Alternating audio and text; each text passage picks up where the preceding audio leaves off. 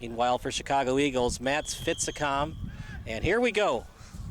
Game action starts as it's played right now by PSG. Right now it's Catalan as he'll take his time in his own territory to the last man back. Right-footed boot near the sideline. Off the foot. Another right-footed pass over to Severo. And backing up. Right now the Eagles forcing it deep, almost stolen away, picked up by Villanueva as that's sent up in front over to Alvarez. The guy to watch out for, we had the pregame show, partner, one of the best, if not the best scorer on this PSG team. Over to the far sideline from Alvarez. And so far they're having trouble getting it to midfield. What's going on right now, Kevin? Well, I think right now both teams are feeling each other out to start this game, and PSG certainly is kind of working through the kinks of having a new lineup in order, and the Eagles, like we predicted, have come out really hungry. So the first time the Eagles have possessed the ball, right now it's played by Nikoski Rios, who goes by Rocky Nikoski, full name Pedro Nikoski Rios. Past the 40-yard line. And it's a standard football field, so the goal is placed at the back of the end zone. So when I say he's at the 20, it means it's actually 30 yards away from scoring. Gets a little confusing for all the American football fans. Oh, he's only 20 yards away from the net. No, not so much. It's actually 30 yards. Yeah, it's very interesting when playing on a football field. You get to see how the goals kind of stretch that field, and particularly in this case, the field is also lengthened horizontally as well, because the typical football sidelines are not the sideline for this. So keep an eye out for those yellow sideline markers. That's the out of bounds in this game. Overhead pass coming up for PSG. It's Caden Mubayed as it's throw in over to Severo. He heads it near the middle of the pitch. And right now it's played by PSG, past midfield.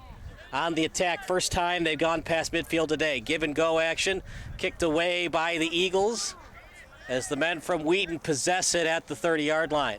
Now right at the midway line as it's played by Osorio, sent forward, and a little bit of miscommunication that time between Asher Barden and Max Fitzicom. You can't afford that against a really good team like PSG. Try to avoid those lack of communications as much as you can if you're the Eagles. No, a lot of energy out there, and I think that they're trying with all of their best efforts. But like you said, Kyle, I think that the communication is going to be really important to make sure that they're executing what they want to pull through. Eagles after it. That's Posada. Couple of nice moves, but the fellow number 23 and Caden Mubayed was not fooled. That shot right into the breadbasket of the goalkeeper, but you know what, partner? When you get it that close, don't play around with the ball. Just get it on net and see if you get a goal. No, and that was a big kick by Gafoa Kuku, because he's been coming out with a lot of energy, and he was eager to get that shot on goal, and it was a good one. Header, and Eagles are taking it to PSG right now, partner, and it's like you talked about, and that's a lead pass. He's onside, by the way, so we play on. The flag went up. So I might have been wrong, but anyways, it was played by the goalkeeper. I thought he was onside. I was a little surprised by that flag going up. You know, we talked a little bit about this beforehand, how the rules could potentially change, but for now they've stayed the same. That if you're past the heel of the last offender, that's offsides, and the ref made an appropriate call. Are we ever going to get that blue line? Just paint a blue line on a soccer pitch like we have in hockey? Probably not. It could very well be. It could very well be, but I don't think the purists are going to go for that anytime soon. Trying to get it past the last man back, and Pedro Nikoski Rios said nothing of it. As that's over to midfield. Barton with it. And it's going to be a foul committed by PSG.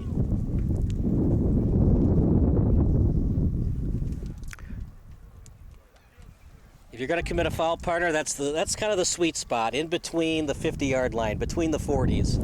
That's the last area that you're going to get bitten, that's for sure. And right in the middle of the field. Obviously, if you want to commit a foul, you want to commit it near the sideline, but Then again, that's kind of like a pseudo corner kick when you do it right at the sideline, depending on how deep it is in your own territory. Lead pass. There's Cuckoo. And Cuckoo is he's come out with some raging energy, and that's a second shot on goal. Maybe not exactly what he would have wanted, but he did get the penetration, and I think that's probably what the Eagles are going for here. Might have been more of a crosser. We'll see what our stats person says on it. I say crosser, you say shot on goal. I may defer to the official ruling. All right. He was at a tough angle. Usually when you're at that tough angle shot, that 30-degree angle or worse, you usually go high with it. I didn't see a blue jersey anywhere there, which is inopportune, but that would have been good to get that center. Well, you know, sometimes in hockey they do those blind passes out in front, so hockey, of course, a lot more shots on goal than soccer because it's a much smaller arena. Crosser coming up for Eagles. He's wide open. Oh, just missed him. And a lack of communication on defense from PSG, and they were lucky that the Eagles forward and Barden missed on the pass. And that's some pushing and shoving going on. Either way, it's last touch by PSG. And the Eagles don't like it, and I agree. It looked like it was going to be a foul on PSG, and even if it wasn't, it looked like it was last touch by PSG anyways. So Paris Saint-Germain gets the benefit of the call. It's going to be an overhead pass, throw-in, and it's completed over to Gutierrez. At midfield, off the body. Header pass to himself. Stutter step action. Right now with it is Cortez. Sent back to the D-line. Right-footed boot. Barden give and go action as it's played right at the 40-yard line, then back in their own territory. Passed over as it's completed to Alain Cruz. Cruz listed as center midfielder today. Over to the sideline, Micaiah Bovey. Bovey lost it. And right now it's played by PSG. With it is Alvarez. Now at midfield. Here's Gafua Cuckoo. Stolen away by Paris Saint-Germain. Kicked away by the goalkeeper. It's Solrio starting for PSG and Connor Riddle starting for the Eagles. Foul committed as it's going to be called against the Eagles. Committing the foul was Micaiah Bovey, the right back. So limited opportunities for PSG. Let's see if they can take advantage here. It's a long drive from Wheaton to Whitney Young, but it doesn't look like it from the visiting Eagles today. No, not at all, unless being cooped up in the vehicle and the team bus now has them unwinding on the field because the energy levels are definitely disparate. Back to the midway line, right-footed boot. Played right now by Catalan. And instead, he'll kick it back to his goalkeeper. And they're going to press, forcing the goalkeeper to kick it away. After it was Collier. Now Mubayed at the sideline. Nice move. And still with it is Villanueva. Villanueva, his pass, no one home to retrieve it. And the Eagles, excellent job keeping that in by Leo Posada. Posada's pass, he tried to tap it to the sideline, stolen away by Paris Saint-Germain. Beautiful move by Severo. Severo, left-footed boot, the crosser kicked away, and it's a corner kick, first one of the match for either team. Right, and just in time, I think that we're starting to see the energy levels get contagious and matched with PSG. They're certainly Villanueva and taking the ball down the field with the moves and trying to get those opportunities for shots on goal. That's going to be the way that they can keep up here. Would have liked to see that corner kick get a little bit more topspin, a little bit more hang time to allow the header. It was easily defended by the Eagles. Stolen away by Paris Saint-Germain. PSG Academy, the 19-year-olds trying to beat their fellow 19-year-old Eagles. Off the foot.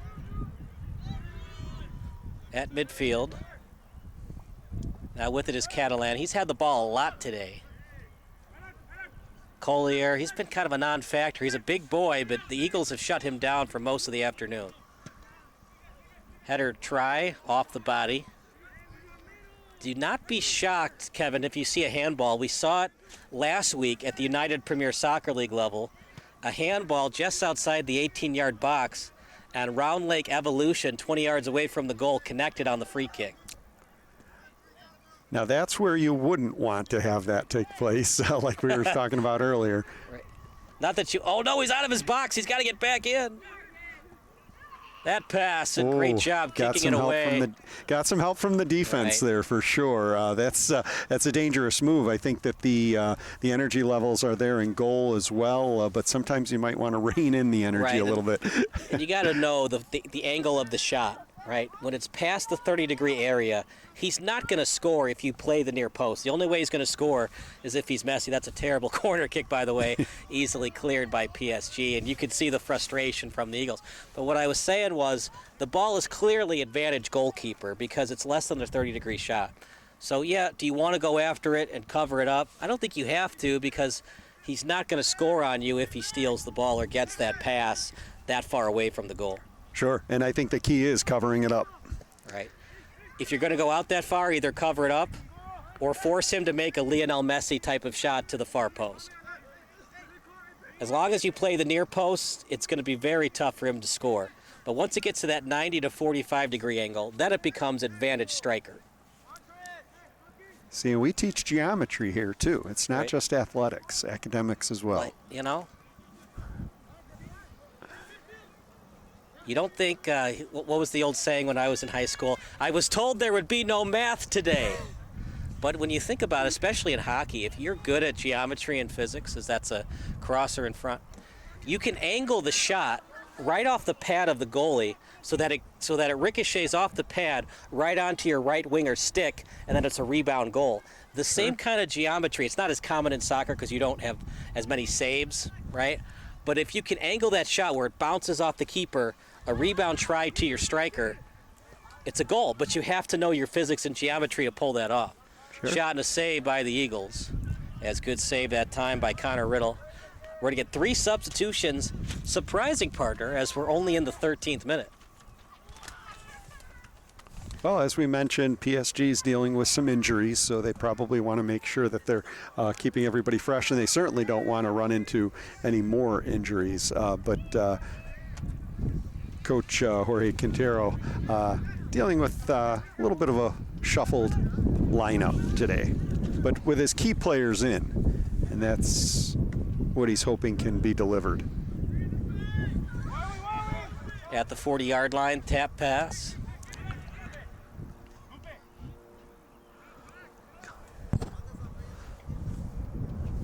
Guys that are waiting to come in for PSG. Good lead pass, and the keeper for PSG and Solario will cover it up. But for Paris Saint-Germain, guys looking to check in will be Cardi Levesque. It'll be Charles Newton and Marco Moreno. High arching kick, a lot of hang time on it. Header try and went the right way, but no one there from PSG to get it. Eagles with it.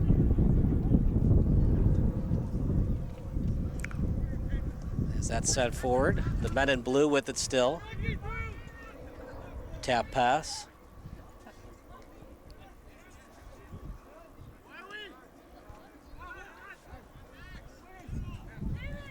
So you talked about it, Kevin, how this PSG team has had a lot of injuries lately.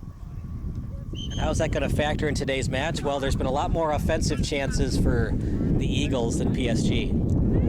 Yes, and I think also, like we said, I think the energy levels that the Eagles have brought in with that little bit of a almost like a desperation type playing, but it's certainly controlled aggression.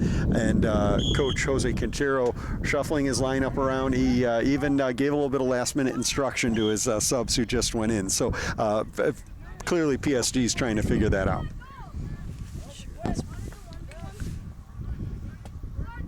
Over to the D-line as it's tapped over to the sideline. Near the boundary, PSG still with it.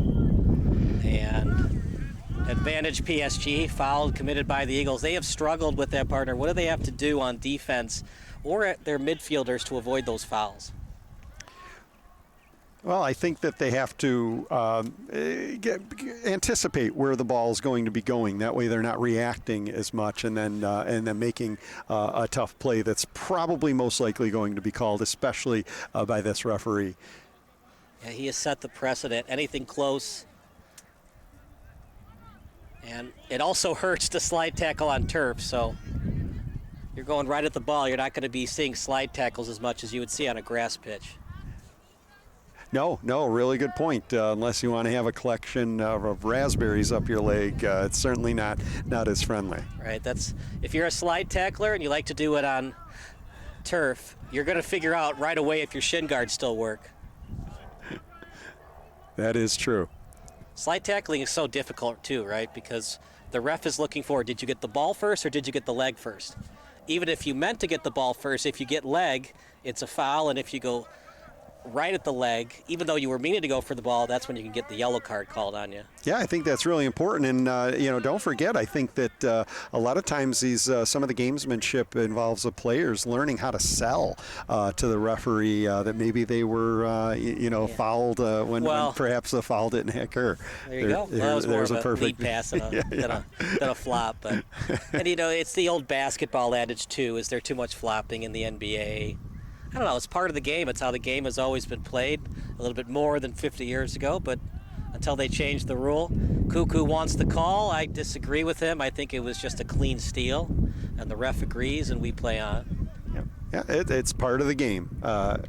Completely agree with that. And the other thing, too, is do you really want to call 10 fouls for each team? Do you really want non-stop free kicks? I mean, you can call that, but there are some things that, as long as you're consistent with it, you don't need to call 10 fouls on each team. But if you don't call something, it can get worse and worse as the match progresses. Well, and I think that when you kind of see this situation where you've got two teams coming out with high energy levels, they both want this, but it's a controlled aggression. There's nothing going on out here that's wild or unruly, and I think that the ref has kind of identified that and is largely letting them play. There's a new ref on the pitch. It'll be a throw-in when we resume play. Leo Posada listed as a forward on the roster.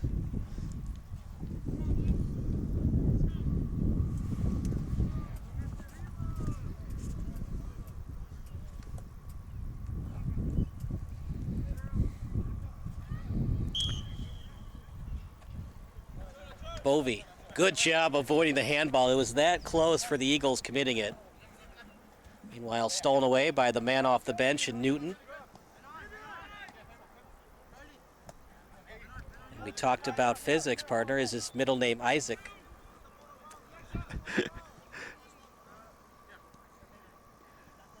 The Newton family line can go quite a ways back. The Eagles are really pressing on defense, right, and doing a good job of it.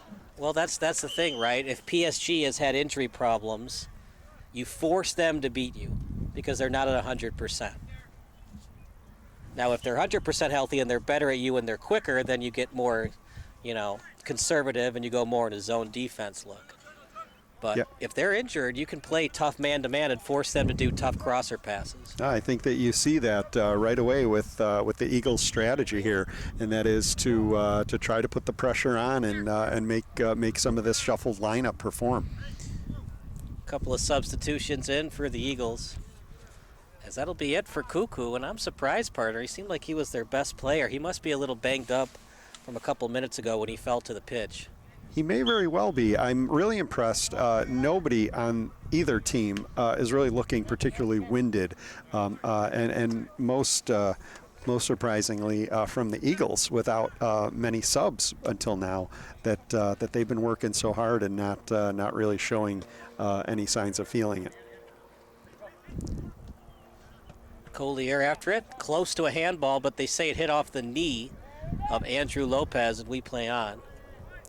conditioning is such a big component of preparation for this game, and I know that both teams take a great deal of pride in getting their players prepared for this type of action. Because ideally you want to run as much as possible. Obviously you cannot, no opponent and no player is a robot. You can't just run, you can't sprint for 90 minutes straight.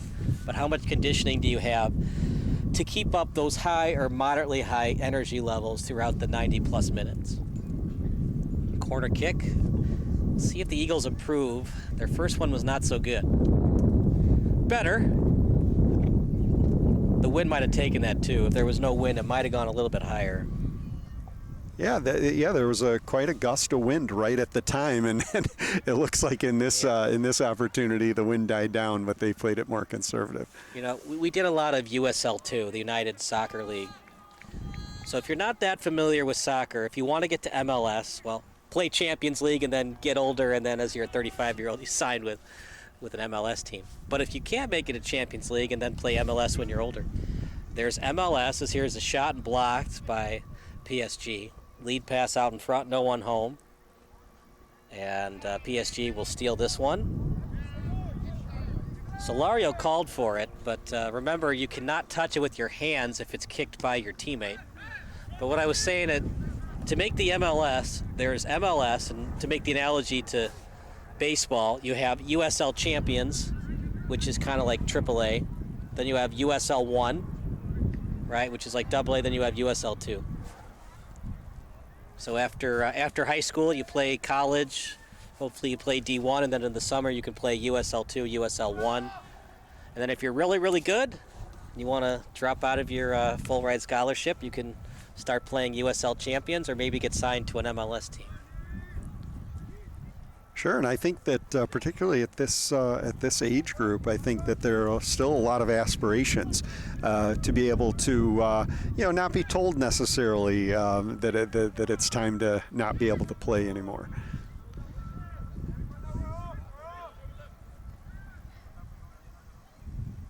At the boundary.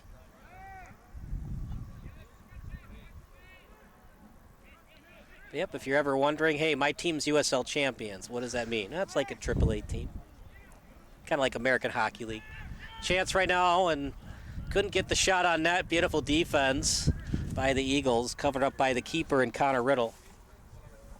It was a great opportunity there by PSG, and they didn't hesitate. But like you said, Kyle, good defense and good attentiveness by the goalkeeper. Another substitution coming in for Paris Saint-Germain.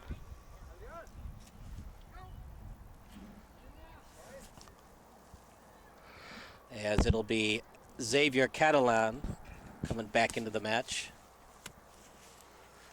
So last year, Chicago Nation of the United Premier Soccer League, they had a transfer from Britain. He's lived in America the last 5 years. And we asked him, all right, I got to know, is it a field or a pitch? Is it a game or a match? And he says it's a football pitch and it's a football match. Never soccer, never field.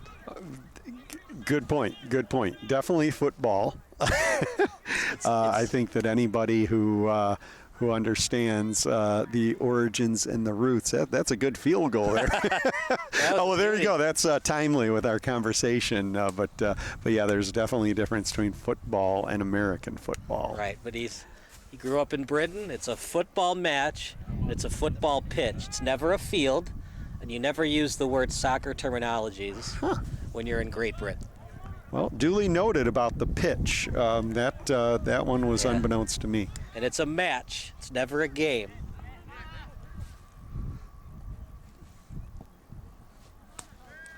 Well, we've got quite a match today. Yeah. Two substitutions coming in for the Eagles. They're making sure, both coaches are making sure that their players are nice and fresh and not being overworked today. Yeah, especially as we've noted that the energy levels are high here. This is an intense game, and I think that the Eagles kind of brought that out onto the field a little bit, and PSG's done a nice job of matching it. But the coaches want to make sure that these players don't wear themselves out. Line drive kick. What a beautiful pass. As it's right on target. Maybe a little too much velocity on it, but it was sent forward over to Mubayed. And it's stolen away briefly by the Eagles. Trying to get it back is PSG at the touch line. And then kicked out just before it was going to be a corner kick. It'll be a throw-in right on target. Double team action. Trying to clear are the Eagles. They do, and they gain about 15 meters on the play, but throw-in coming up for PSG. Boy, what a tremendous opportunity there with that lead-in kick, and it just didn't quite materialize. A little bit too much velocity, like you mentioned. That's got to be a foul. Yeah. Can't get away with that one. In fact, that was a little close to a yellow card, but he was starting to fall down as the push happened. If he had to start to fall down at all, it probably would have been a yellow. He went down hard, and there was no need for a flop there. Definitely did, yeah. That was as authentic as it comes. Right, that was definitely not a flop. That was a push. But he was starting to fall down, so that's why it's not a yellow card. It's going to be, these refs are very chill, too. I would be kind of shocked if we had a yellow. And like I said, it's turf, so you're not going to see as many slide tackles anyways. Usually when you see yellow cards, it's when slide tackles happen. Not all the time, but...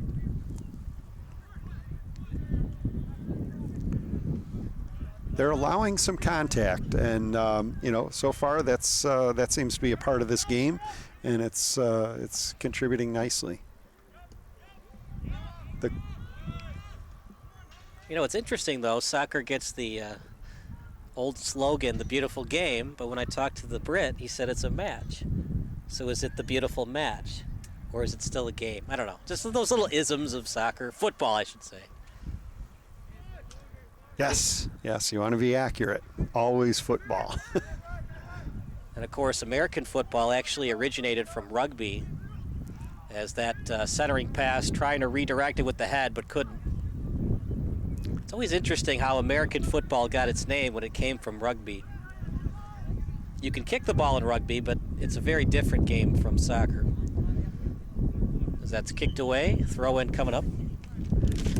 To add to the isms, there's no such thing as a soccer team or a football team. It's a football club. Football. Football club, right?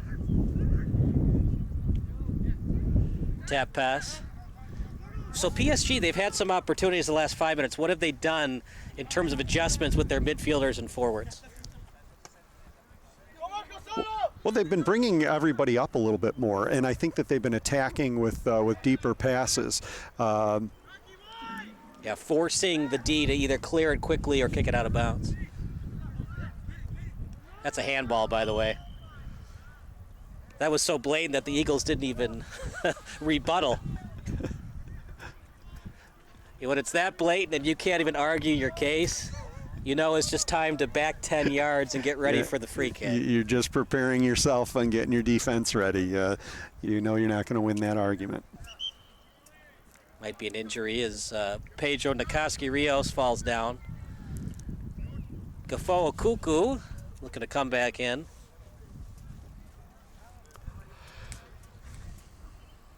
That's what makes travel soccer fun. You can sub, but then you can re-sub, which is, of course, different from USL2 and other upper levels of soccer.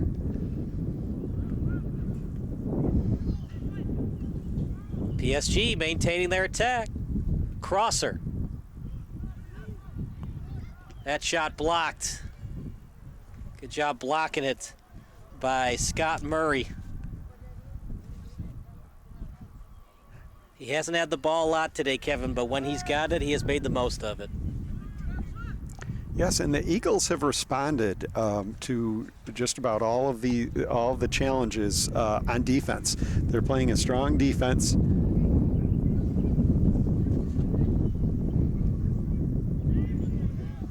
At the 30-yard line. Here comes Kuku. Lead pass. He was offside. Oh. I don't agree with the call. I understand the call. I don't agree with it. But then again, the fact that 22 was not worried about 9 makes me think, well, the official's closer than I am to the play. He's looking at the play the entire time. maybe I want to second guess and change my mind. Offside for the Eagles is Mats Fitzicom. Not worried about the play was Villanueva. Yeah, that's a tough one. You could almost get a sense that Hernandez was trying to time it a little bit, but unfortunately, and I think that the refs had the better angle there, it just didn't work out for him to be able to hang back just long enough. And you talk about the purists, right? Baseball finally decided to have the pitch clock. And there were a lot of purists, myself included, that was against it. Yep. But now I start to see the advantage of it. We already have this yellow line. We have yellow lines all over the pitch, right? If we get a huge, bold red line, like a blue line in hockey, the red line would be the offsides line. Would that really change the game of soccer? I don't know. That's a good question. I think that, it would take some getting used to. And, as we know, when it comes to traditions, it's hard to invent new traditions, if you will. But sometimes it takes that a little bit of courage. I think the issue is, as human beings, we're very habitual people. The changing of the guard is not something we always go in full willingly. But we think about the pitch clock and how ratings have gone up for Major League Baseball, how the younger generation is more interested in it than ever before. Would the same thing happen for soccer, or football, I should say? Would the American population, if we change the rules of the offside call and make it easier to understand offside, would more Americans watch the game of soccer? Well, I think the answer to that is no, because I don't think that the rule of offsides really affects the same as pace of play and length of games and your ability to tune into the game.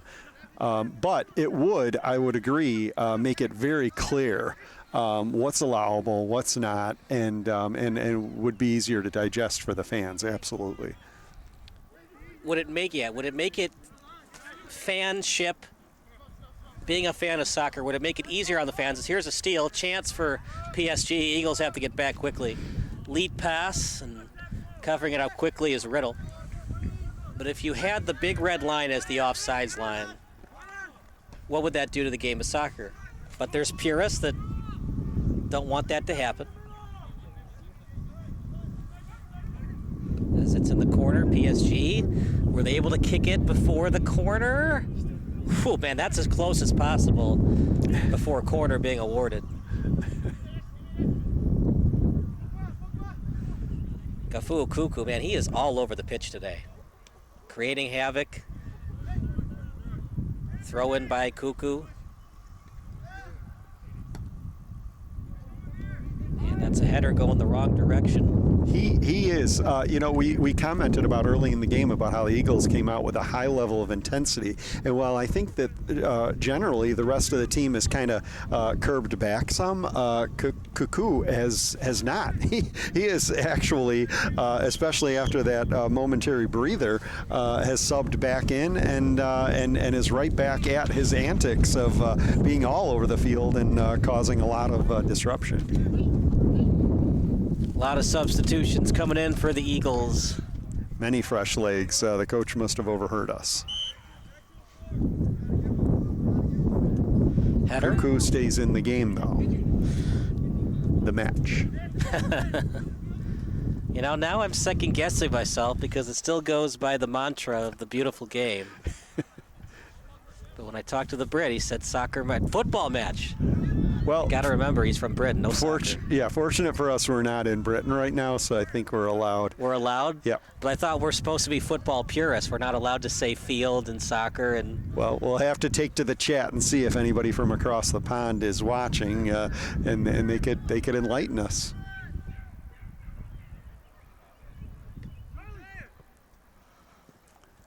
We are talking about a blue line. That's why, I think you would have to have a different color than hockey. Obviously, hockey has the blue line. Would you have something unique to soccer, like a purple or red line or something? It would make the game more easy to understand. The pitch clock didn't really make the game more easy to understand. It just sped up the game. Mm-hmm.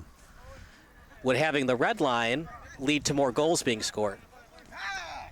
Some people that don't like soccer like, oh, it's so hard to score, and there's this offsides rule that nobody really understands and questions. Can we simplify this game so that more scoring happens? And that's the age-old question. If we change the offside call or change how it is called with a red line, how would that change the game? Well, I think it would put the pressure on defenders and defensive strategy to probably play a little bit more conservative with your defensive players. And what that does is that's going to contribute to a little bit less intensity, moving the ball up the field. Then you'd have to be more cognizant of cherry pickers, because obviously if they're 2 feet back of you, always offside, I don't have to worry about him. But he's 2 feet back of me, but he's in front of the red line. Sure. So he's still onside.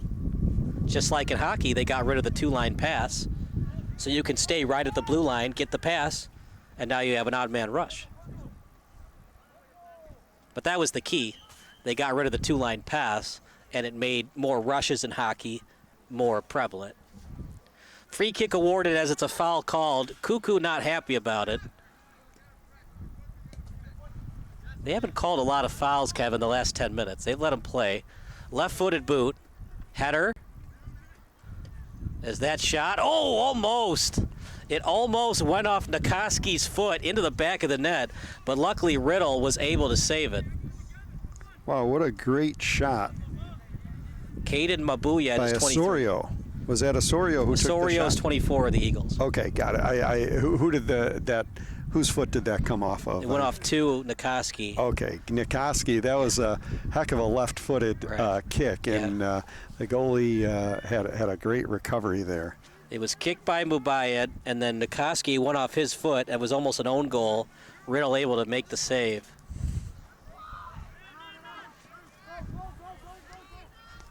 It's tough, man, when they give us the starters an hour before game time. He's onside, by the way, this time kicked away. And that was an interesting decision by Solario. And Kevin, you wonder why he did that, because the last time he cheated up and went all in with the hands, he dropped it. This time he cheats up, goes all in on the ball, and kicks it away. And you're wondering, is he starting to second-guess himself? I can't use my hands anymore. Now I got to rely on my legs. Definitely an adjustment. Header. Oh, what a beautiful header. That was tough, right? It bounced off the pitch, and he was able to head it, and he was able to head it forward on a pass.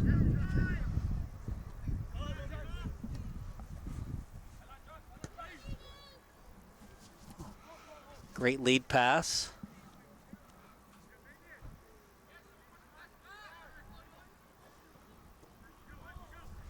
Centered. Cuckoo steals. So many efficient minutes by number 10 of the Eagles. He really does seem to be all over the field today, doesn't he? This time Solario will use his hands. And a beautiful underhand ball. If he was a bowler, that'd be a strike. That was nice. I think that he's going to try and vary it up here for you. Keep you guessing on what his approach is going to be on outlet. So it was a late push by Christopher Lopez that allowed the substitution. So they played advantage. It's a throw-in. The question is, if you're an Eagles fan, would you prefer the throw-in there, Kevin, or would you prefer the free kick? Because it was clearly a push by number 11 of PSG. Well, I think that your throw-in allows you to set a little bit better, but a free kick can get the engines revving even quicker. But speak no more. Cuckoo's already there revving his engine. Ooh, that's close. Was that a foul inside the 18-yard box? PSG argues it's a flop. Wonder if we could take a look at that again. Yeah, we're going to watch it right now. So here's the throw-in. Cuckoo's after it. It's a nice wide shot. A little elbow, maybe. I don't know. It looked like Cuckoo was starting to fall down. It didn't look overt. It did not look overt. And I think that the Eagles kind of demonstrated a little bit there that the throw-in allowed them to be able to get it to the guy that they wanted it to go to, and Cuckoo, and make a charge.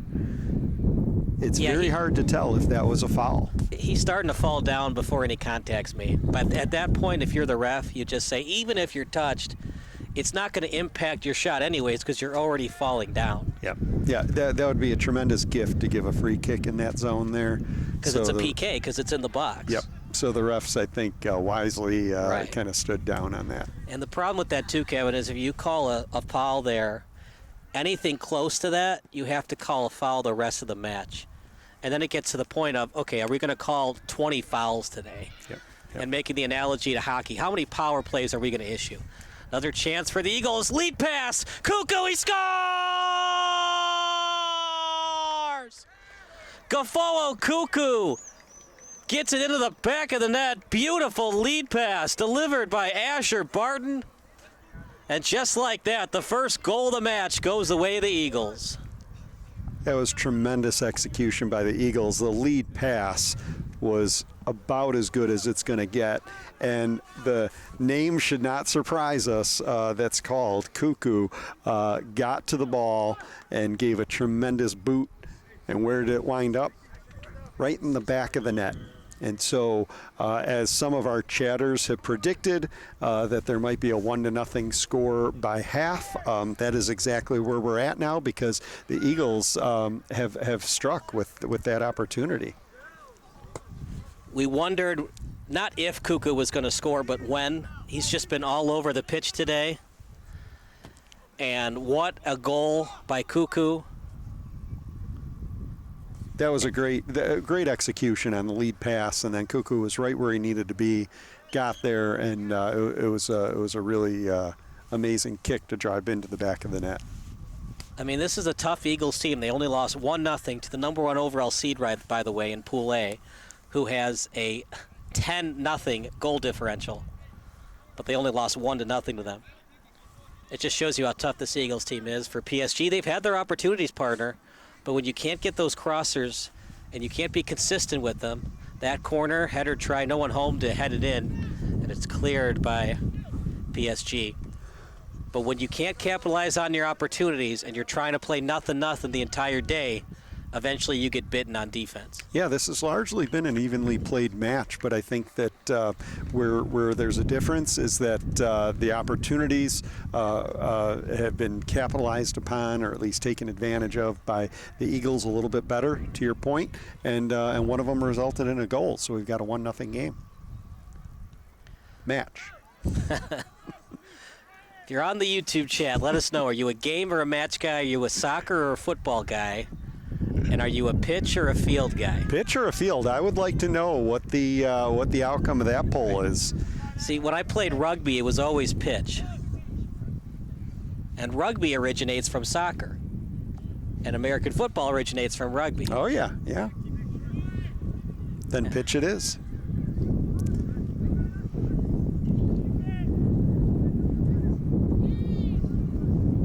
And we won't confuse it with baseball pitching.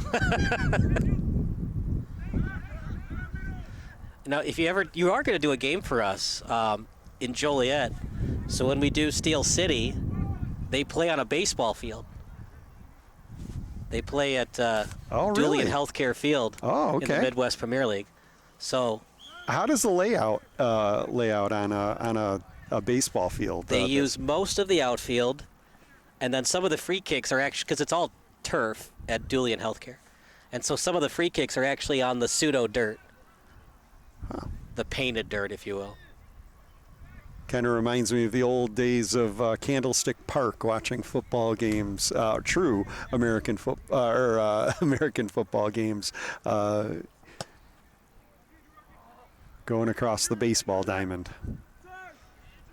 Back in the day when sports teams could share a facility, and as we talked about earlier today, those days just no longer exist.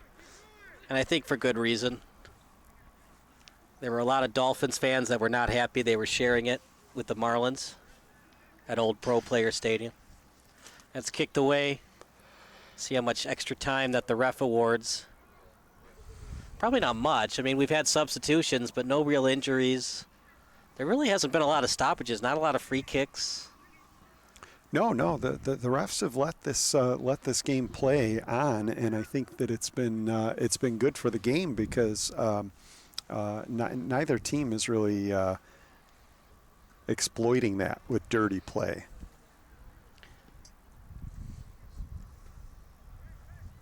Throw-in awarded, as it was a lead pass. Last touch by the Eagles. And that'll do it for the first half. Gafoa Cuckoo, the difference maker in this one. The assist awarded to Asher Barton. 1-0 lead thanks to the efforts of Gafoa Cuckoo. That's where we stand right now, partner. And unless PSG made the adjustments at halftime, it could be a 1-0 upset victory for the Eagles today. Yeah, we'll see what they come out with. You'll see if those adjustments have been made, and we'll also see if the Eagles can keep up that intensity, because that's not something that you want to let go of. And we know that Cuckoo with the kickoff, we'll keep an eye on him too. Number 10 is probably going to be furthering himself all over the field like he did in the first half. Yeah, he is a handful, isn't he, partner?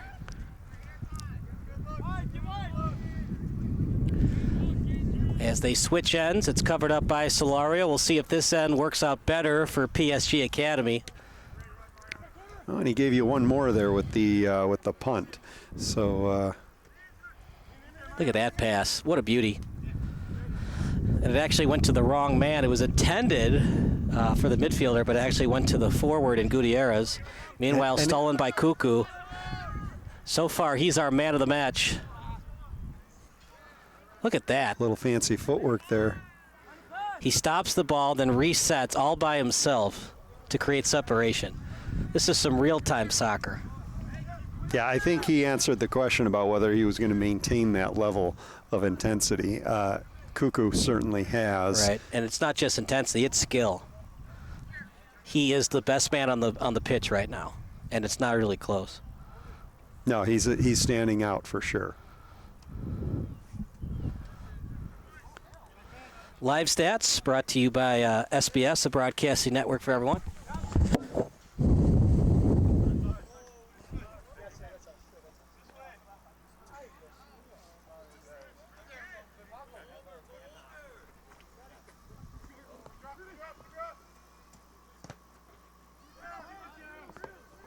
The ball went up the sideline there, and that was probably one of the first times that we actually saw quite a bit of pushing in hands, and yet still these refs are letting these teams play.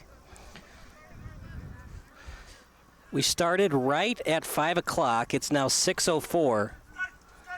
Early on in the second half, lead pass by Murray. Cuckoo. Over to Cuckoo again. Look at that.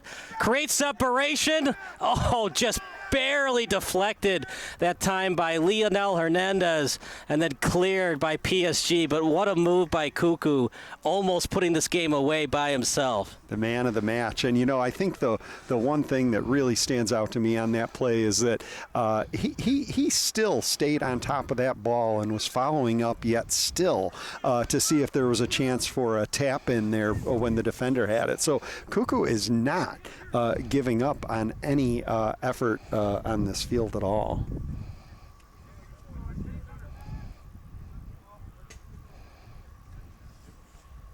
It's really impressive to watch.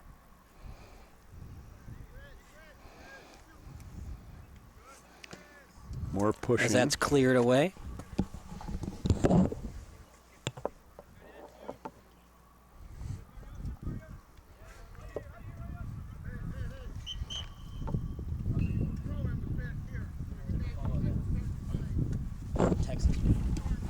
So we're going to have first half stats for you in a second, brought to you by our interns today.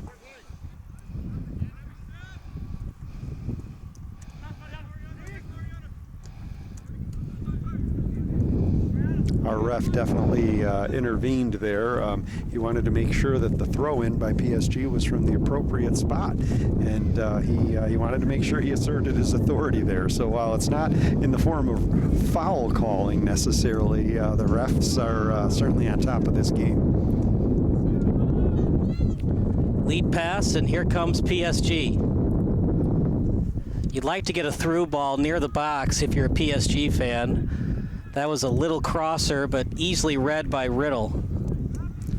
And Riddle hasn't had to do a lot today, partner, but when he's needed to make big save, he's stepped at the table in a big way for the Eagles.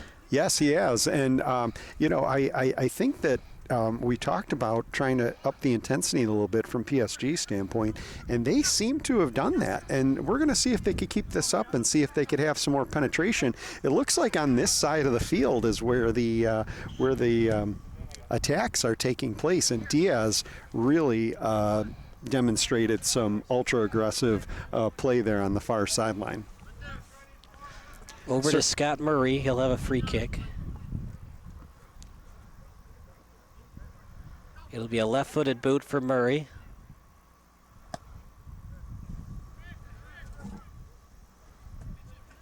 And what do you want to do if you're the Eagles? Try to put this one away by setting something up for Cuckoo, or just be a little conservative, play a little monkey in the middle, and force PSG to have a tough crosser and centering pass for the goal? Well, I don't think that they have to take any unnecessary risks, but when you have somebody playing at the level that Cuckoo is playing, you can throw the ball upfield and get it up there and not feel like it's... That shot, oh my goodness, what a beautiful save delivered by Riddle. The shot was by Gutierrez, but Riddle says, I don't think so. And that's going to be a foul. Are they going to call a yellow card? Hernandez not happy with himself. In frustration, he falls to the pitch. It's not the first time that Cuckoo has fallen to the pitch either, Kevin. Earlier in the match, he fell down, and this time he was hit in the face. Well, that comes with the territory of being just about everywhere and being there with a high level of intensity. But can we hope that both these players are all right, but can we go back to that save by Riddle? Yeah, I mean, that was a fabulous of his save. left arm to make sure that that ball didn't get through. That was quite an impressive reaction there.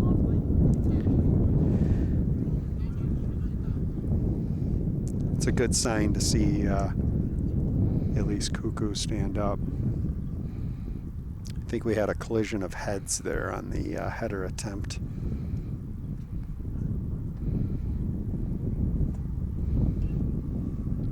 Yeah, it was just great job with the outstretched arm of Riddle to make that save.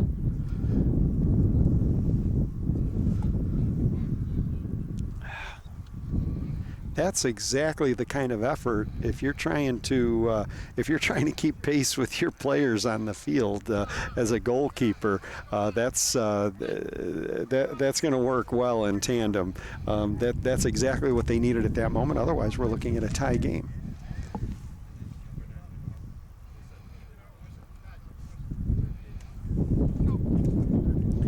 So it'll be a free kick awarded for the Chicago Eagles.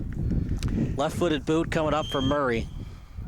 And we haven't talked about Brian Alvarez much today, and I think that he was going to be the answer to Cuckoo a little bit for PSG, and let's see what he can bring. That's a loose ball and cleared by Xavier Catalan. And we'll see what the Eagles can do without Cuckoo. You know, the old commercial was, I'm Cuckoo for Cocoa Puffs, and for the Chicago Eagles, they're Cuckoo for Gafoa today. Yeah, they are. They are.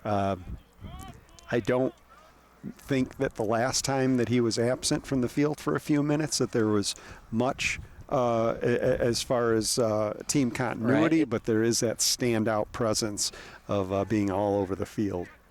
The Eagles really play together well as a team, and PSG does also. I think the PSG is just working through the rotation of missing some key players due to injuries, but they've done a nice job of overcoming that, and they're right in this game, as evidenced by that almost match-tying shot on goal a few moments ago. Here's another one. Yeah, we'll call it a shot. He went right at the keeper. I don't know if he was intending to shoot it, but it definitely is a shot. It goes off the fingertips of Connor Riddle, and a corner kick awarded. It's such a tough shot, partner. It's almost at point-blank range. Obviously, as a keeper, you'd love to catch it. That's what the gloves are made for, but at point-blank range like that, hard to maintain the save. It becomes a corner kick and a left-footed boot. Line drive kick, and it goes off the side of the net. It's just so hard to do anything with that line drive kick, Kevin. It's not high enough to head. It's hard to kick because it's coming so fast at you. The only thing you can really do on those line drive kicks is what Wayne Rooney made look easy, the bicycle kick. Yeah, I'm not sure if maybe that's Diaz was trying to put a little bit of curve on the ball maybe there, but I think that loft is probably going to be your best bet when you're trying to give yourself some opportunities. Another substitution for the Eagles.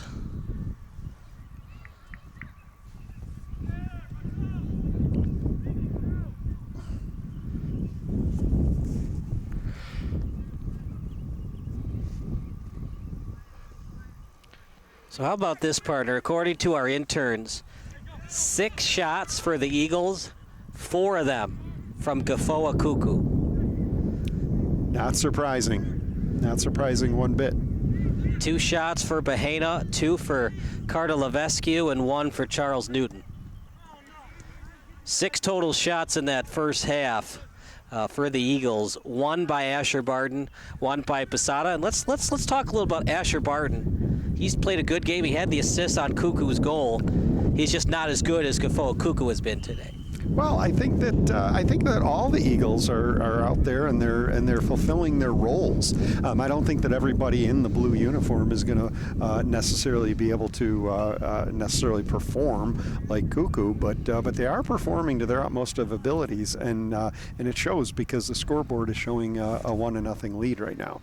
But nothing that is cinched away just yet, and PSG is still demonstrating that they're interested and willing their way to a tie game. Not only were they 4 shots by Cuckoo, but according to our interns today, they were all on goal. The epitome of a great soccer player, your shots are also on goal. The goalie has to touch it, otherwise it goes into the back of the net. And here's... Yep. Just a little tap pass. His pressing was Fitzicom. He's had a fairly quiet game. That would have been one of those opportunities where the Eagles really would have wanted to see Cuckoo in the game.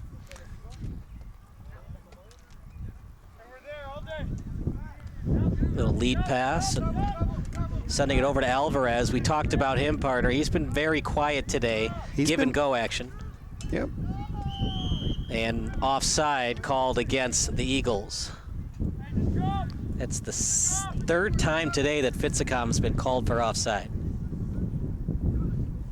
I think the Eagles have successfully game planned to kind of keep Alvarez contained, and so far that seems to have worked. I don't know, what the explanation is, but so far Alvarez has been quiet.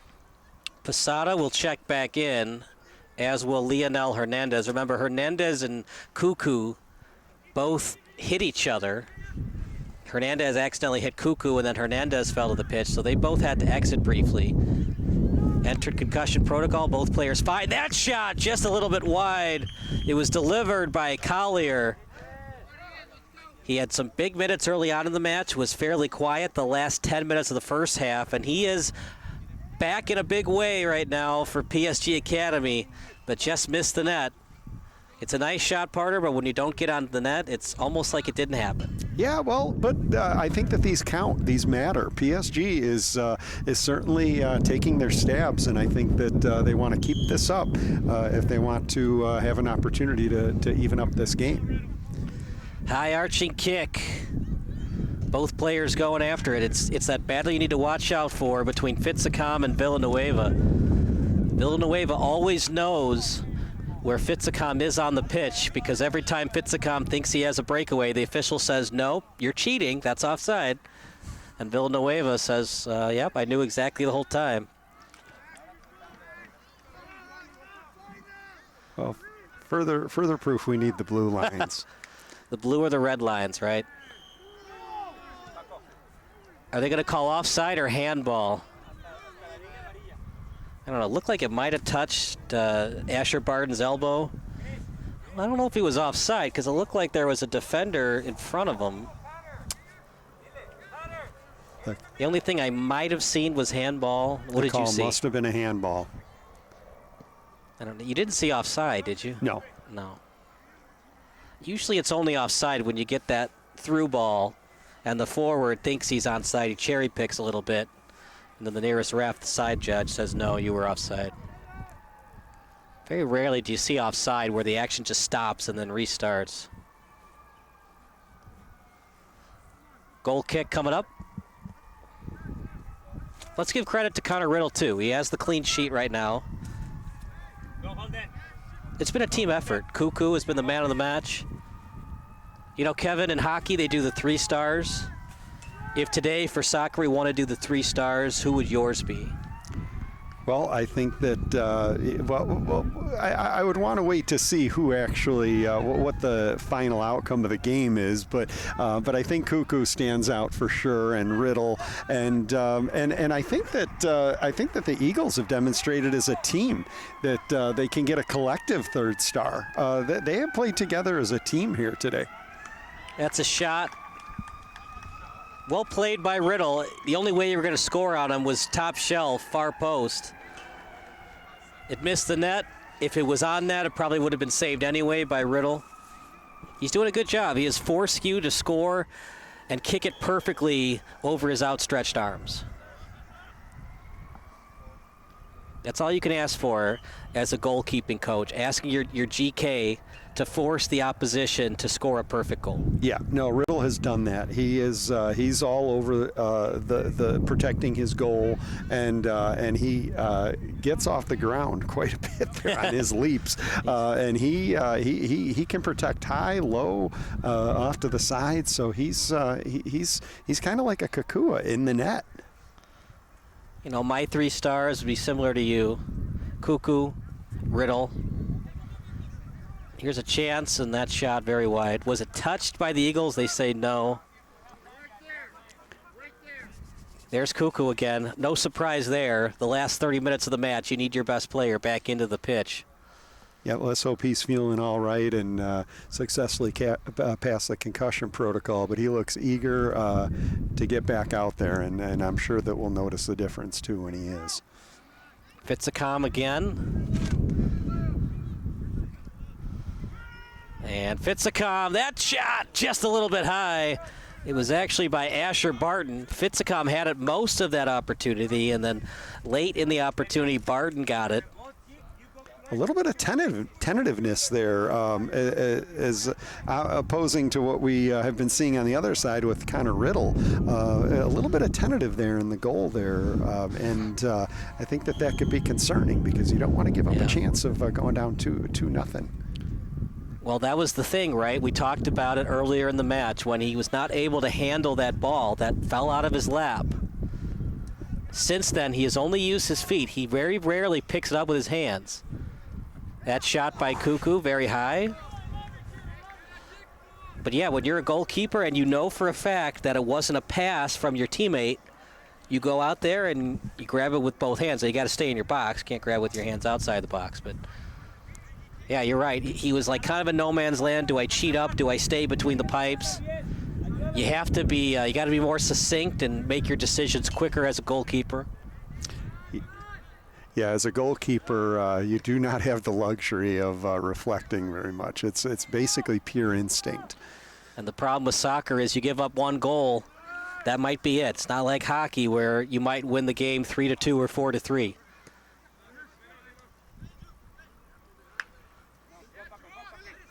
PSG, they've had opportunities, but not a lot of them. Meanwhile, according to our interns, anytime there's a shot on goal, it's usually because it's off the foot of Gafoa Cuckoo. Barton with the pass over to Murray. Murray gets it back.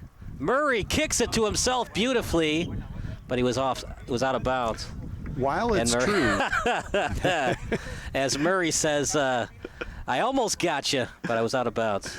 While it's true that Cuckoo has gotten the shots on goal, I don't know if it should overshadow the effort of this Eagles team playing together collectively as a unit. I think that's allowed for him to be able to break free the way that he has and to be able to have those opportunities that he's made the most of because of his extreme talent. but a great team effort so far by the Eagles. And I think PSG is doing the same thing.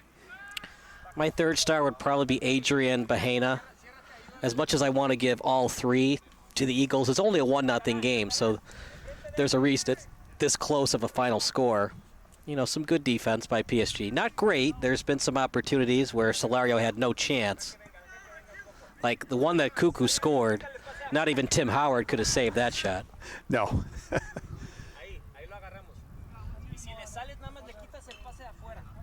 Gee, still some tentativeness there, still in goal, and that was that could have been dangerous there with an Eagles forward right there by the goal. Yeah, you got to have confidence in anything you do in life, but especially in soccer. If you don't have confidence between the pipes as a goalkeeper and you're tentative and you can't make quick decisions, it comes to bite you, because there are times if you cheat up and get that ball and kick it away from the opposition, not only did you kick it away from the opposition, but you do create an odd man rush the other way because some forwards might have cheated up to get that ball.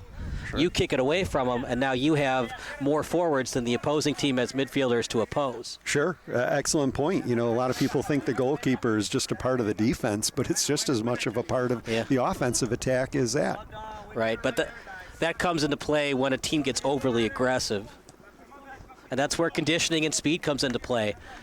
If you have a lot of speed and conditioning on your team, you can cheat up than other teams because you can get back quicker.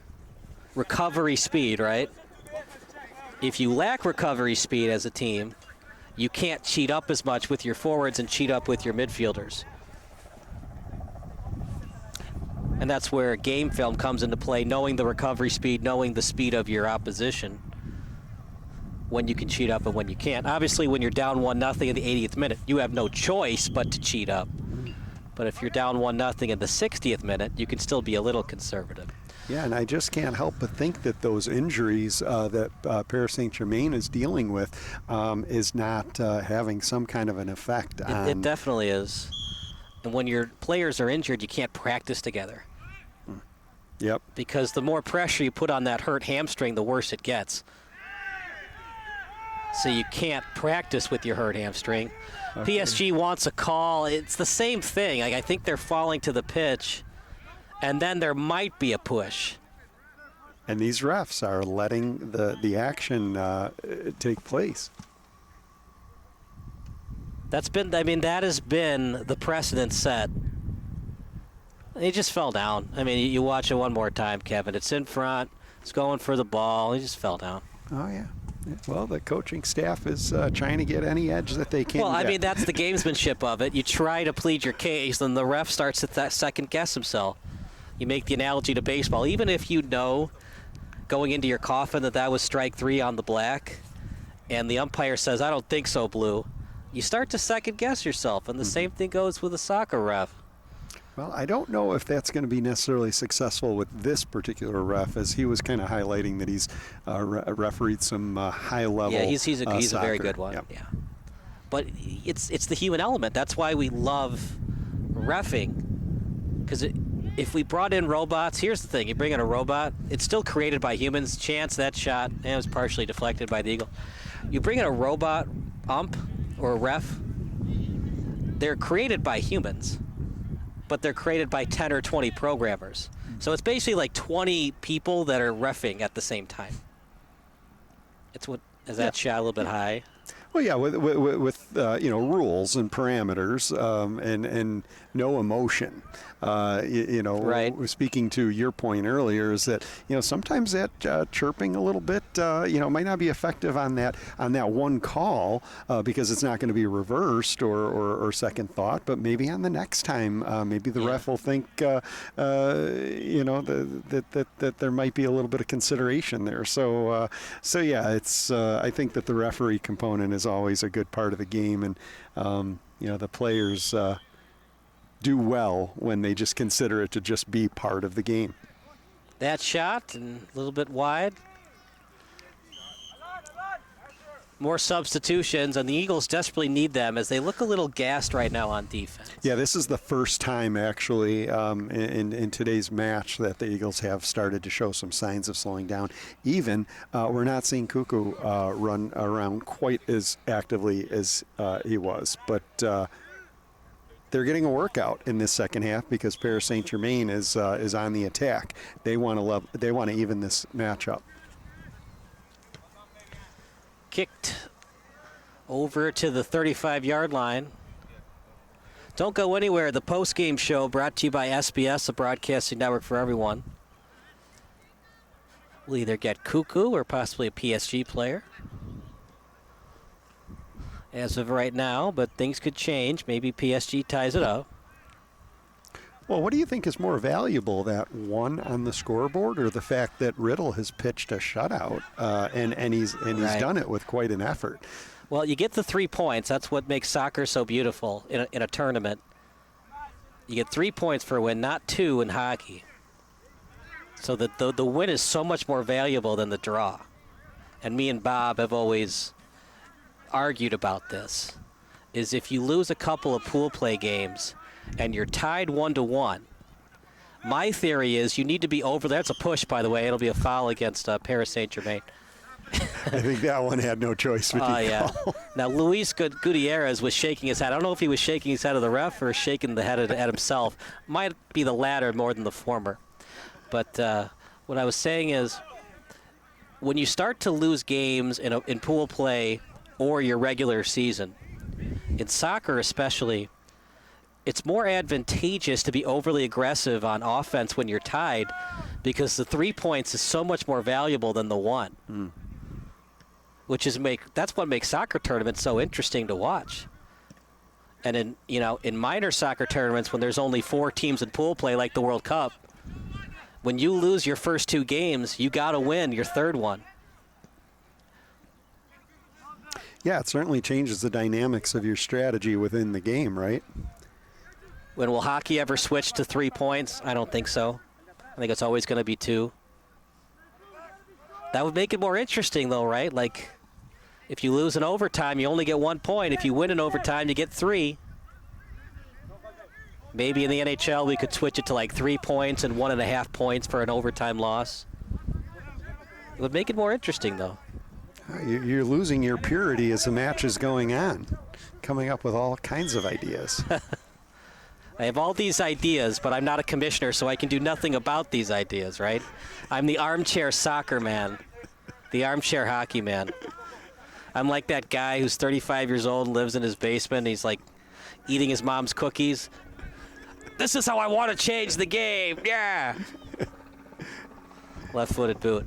Nobody knows more about sports than the armchair sports person, right? That's true. That's true. And the radio call-in folks as well. Corner kick coming up for PSG. Live chat's available. Your favorite MLS, Champions League, or any other soccer memory, feel free to go on the live chat on YouTube or text 330-957-7653. Left-footed boot. Header. Riddle. Oh, it's kicked away by the Eagles. What a kick. Shot. He scores! Goal!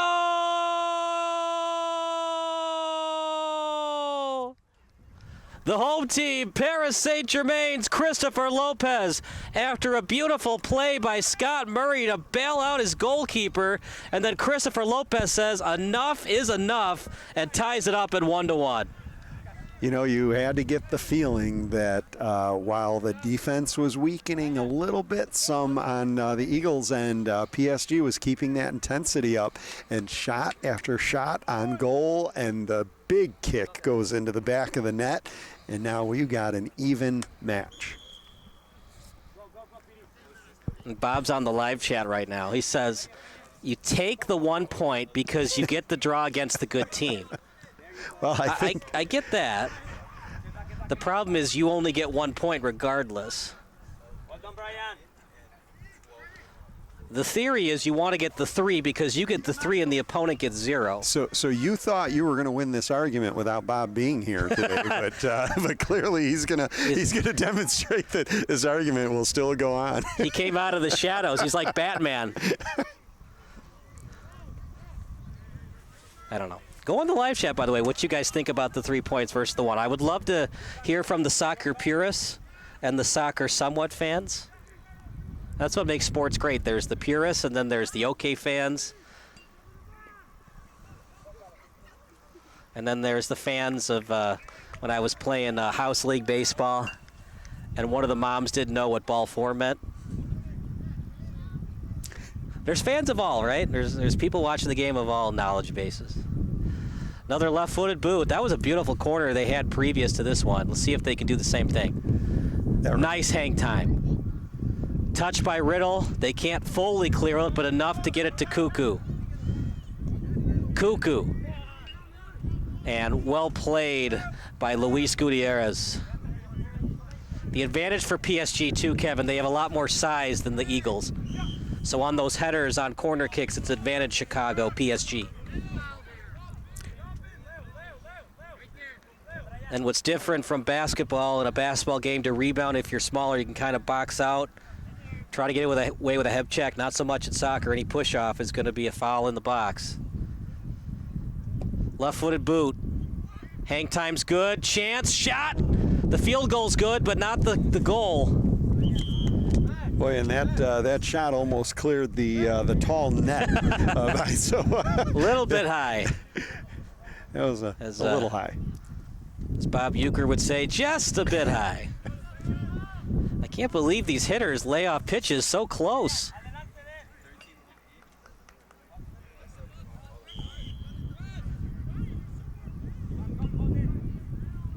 What an interesting contrast, though, of how the Eagles started off with such a high level of intensity and seemed to have tapered off. And, you know, now, especially after that game-tying goal, PSG has really picked it up.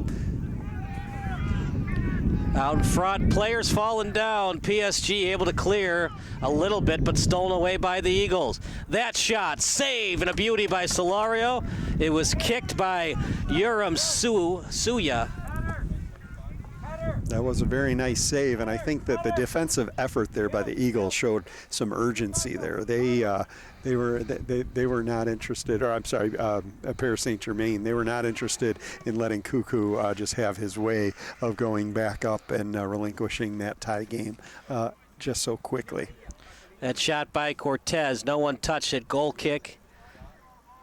This would hurt if you're an Eagles fan. It looked like you were going to get the 3 points, and the one after you got 0 in your first match, it would really hurt.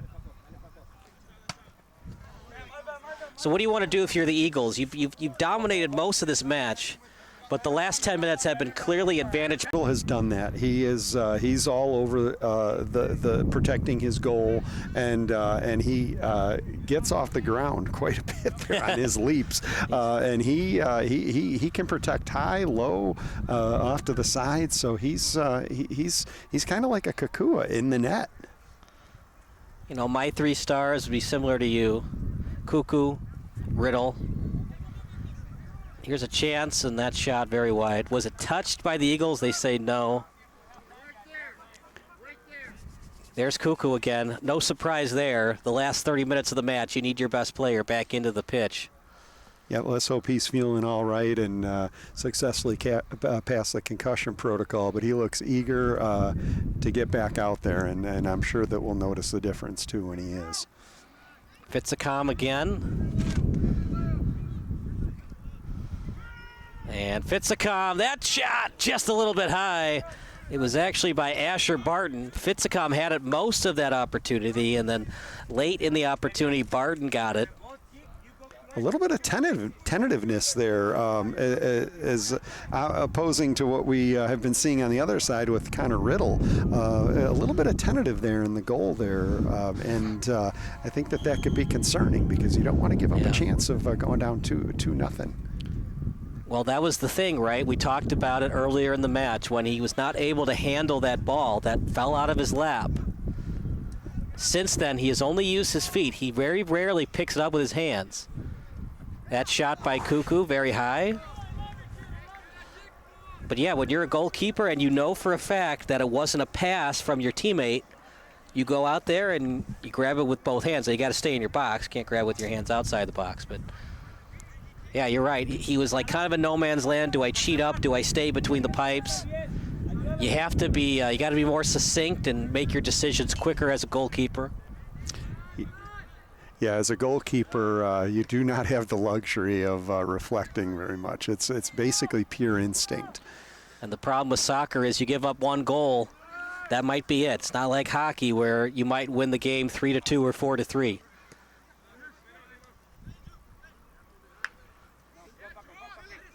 PSG, they've had opportunities, but not a lot of them. Meanwhile, according to our interns, anytime there's a shot on goal, it's usually because it's off the foot of Gafoa Cuckoo. Barton with the pass over to Murray. Murray gets it back. Murray kicks it to himself beautifully, but he was off. It was out of bounds. While it's true, as Murray says, I almost got you, but I was out of bounds. While it's true that Cuckoo has gotten the shots on goal, I don't know if it should overshadow the effort of this Eagles team playing together collectively as a unit. I think that that's allowed for him to be able to break free the way that he has and to be able to have those opportunities that he's made the most of because of his extreme talent. But a great team effort so far by the Eagles. And I think PSG is doing the same thing. My third star would probably be Adrian Bahena. As much as I want to give all three to the Eagles, it's only a 1-0 game, so there's a reason it's this close of a final score. You know, some good defense by PSG. Not great. There's been some opportunities where Solario had no chance.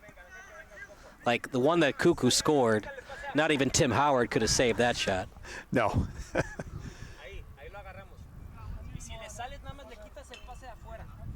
Gee, still some tentativeness there, still in goal, and that was that could have been dangerous there with an Eagles forward right there by the goal. Yeah, you got to have confidence in anything you do in life, but especially in soccer. If you don't have confidence between the pipes as a goalkeeper and you're tentative and you can't make quick decisions, it comes to bite you. Because there are times if you cheat up and get that ball and kick it away from the opposition. Not only did you kick it away from the opposition, but you do create an odd man rush the other way because some forwards might have cheated up to get that ball. Sure. You kick it away from them, and now you have more forwards than the opposing team has midfielders to oppose. Sure. Excellent point. You know, a lot of people think the goalkeeper is just a part of the defense, but it's just as much of a part of the offensive attack as that. Right, but that comes into play when a team gets overly aggressive. And that's where conditioning and speed comes into play. If you have a lot of speed and conditioning on your team, you can cheat up than other teams because you can get back quicker. Recovery speed, right? If you lack recovery speed as a team, you can't cheat up as much with your forwards and cheat up with your midfielders. And that's where game film comes into play, knowing the recovery speed, knowing the speed of your opposition. When you can cheat up and when you can't. Obviously, when you're down 1-0 in the 80th minute, you have no choice but to cheat up. But if you're down 1-0 in the 60th minute, you can still be a little conservative. Yeah, and I just can't help but think that those injuries that Paris Saint-Germain is dealing with is not having some kind of an effect on... It definitely is. And when your players are injured, you can't practice together. Yep. Because the more pressure you put on that hurt hamstring, the worse it gets. So you can't practice with your hurt hamstring. Okay. PSG wants a call. It's the same thing. Like, I think they're falling to the pitch, and then there might be a push. And these refs are letting the action take place. That has been the precedent set. He just fell down. I mean, you watch it one more time, Kevin. It's in front. It's going for the ball. He just fell down. Oh, yeah. Well, the coaching staff is trying to get any edge that they can. Well, I get. mean, that's the gamesmanship of it. You try to plead your case, and the ref starts to second-guess himself. You make the analogy to baseball. Even if you know going into your coffin that was strike 3 on the black, and the umpire says, I don't think so, Blue, you start to second-guess yourself, and the same thing goes with a soccer ref. Well, I don't know if that's going to be necessarily successful with this particular ref, as he was kind of highlighting that he's refereed some high-level. Yeah, he's a very good one. Yep. Yeah, but it's the human element. That's why we love reffing, because if we brought in robots, here's the thing: you bring in a robot, it's still created by humans. Chance that shot, and it was partially deflected by the eagle. You bring in a robot ump or a ref, they're created by humans, but they're created by 10 or 20 programmers. So it's basically like 20 people that are reffing at the same time. Is that shot a little bit high? Well, yeah, with rules and parameters, and no emotion. Right. Speaking to your point earlier, is that sometimes that chirping a little bit, might not be effective on that one call because it's not going to be reversed or second thought. But maybe on the next time, maybe the ref will think, that there might be a little bit of consideration there. So yeah, it's I think that the referee component is always a good part of the game, and the players do well when they just consider it to just be part of the game. That shot and a little bit wide.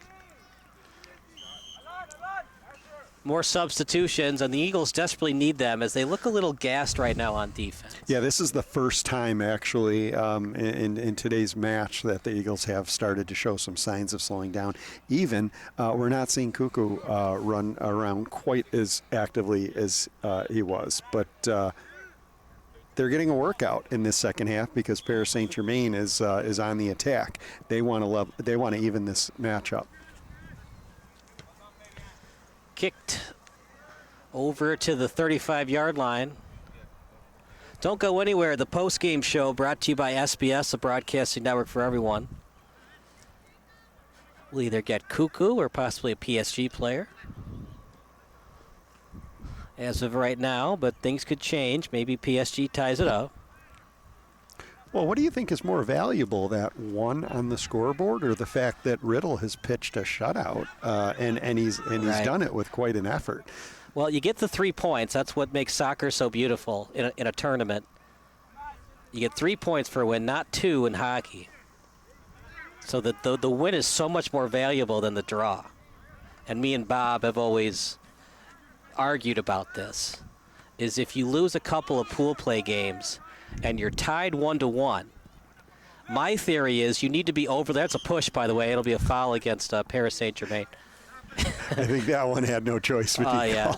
Now, Luis Gutierrez was shaking his head. I don't know if he was shaking his head at the ref or shaking the head at himself. Might be the latter more than the former. But what I was saying is, when you start to lose games in pool play or your regular season, in soccer especially, it's more advantageous to be overly aggressive on offense when you're tied because the 3 points is so much more valuable than the 1.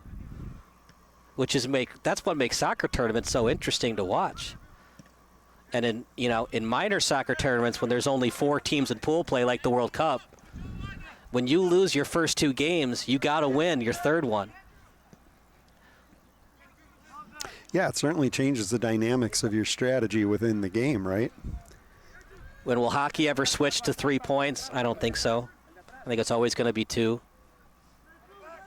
That would make it more interesting, though, right? Like, if you lose in overtime, you only get 1 point. If you win in overtime, you get 3. Maybe in the NHL, we could switch it to like 3 points and 1.5 points for an overtime loss. It would make it more interesting, though. You're losing your purity as the match is going on, coming up with all kinds of ideas.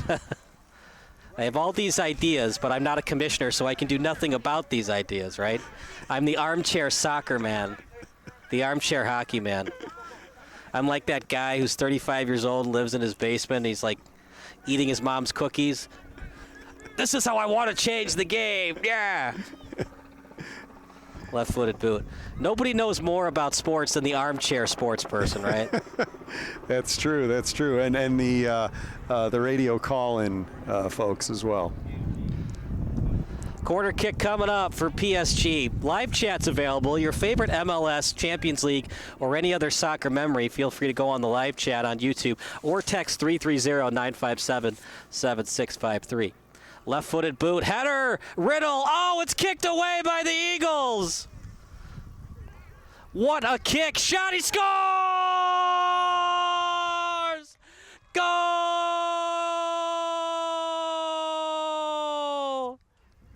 The home team, Paris Saint-Germain's Christopher Lopez, after a beautiful play by Scott Murray to bail out his goalkeeper, and then Christopher Lopez says enough is enough and ties it up at 1-1.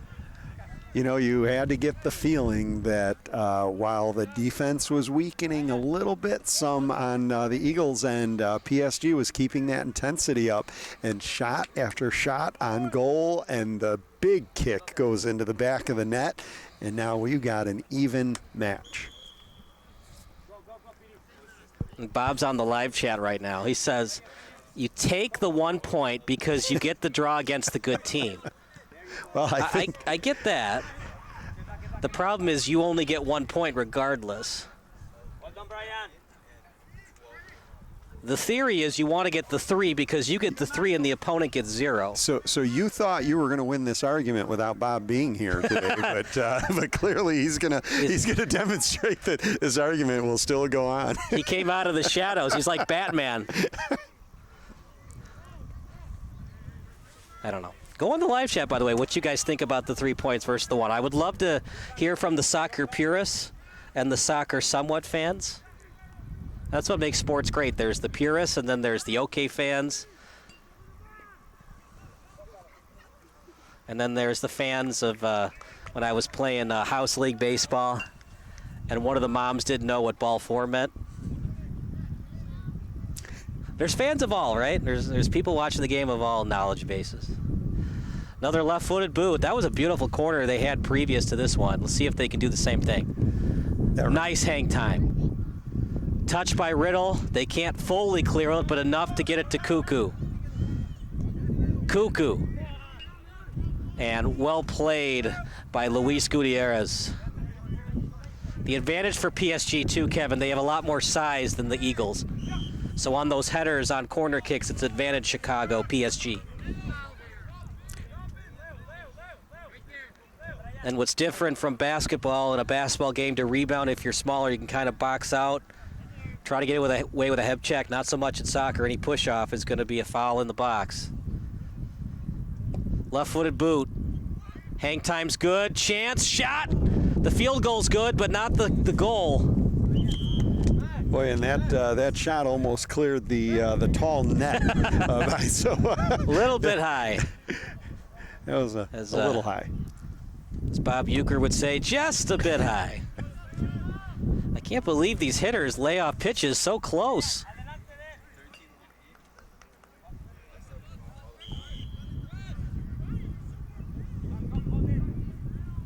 What an interesting contrast, though, of how the Eagles started off with such a high level of intensity and seemed to have tapered off. And, you know, now, especially after that game-tying goal, PSG has really picked it up.